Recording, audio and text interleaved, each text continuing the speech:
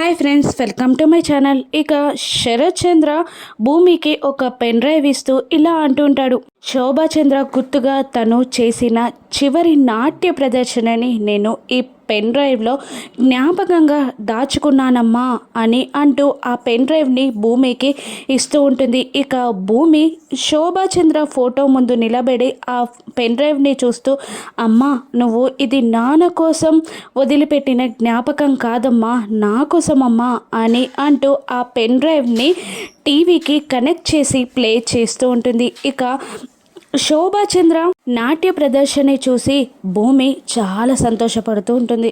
శోభాచంద్ర నాట్యం చేస్తూ ఉండగా తను నిండు గర్భిణి అవడంతో నొప్పులు రావడం, ఇక అక్కడున్న వాళ్ళందరూ శోభాచంద్రని కారులో తీసుకెళ్లడం, అక్కడే నిలబడి అపూర్వ కోపంగా చూడడం అన్నీ భూమి వీడియోలో గమనిస్తుంది. ఆ తర్వాత అపూర్వ దగ్గరికి వెళ్ళి అపూర్వని నిలదీస్తూ ఉంటుంది.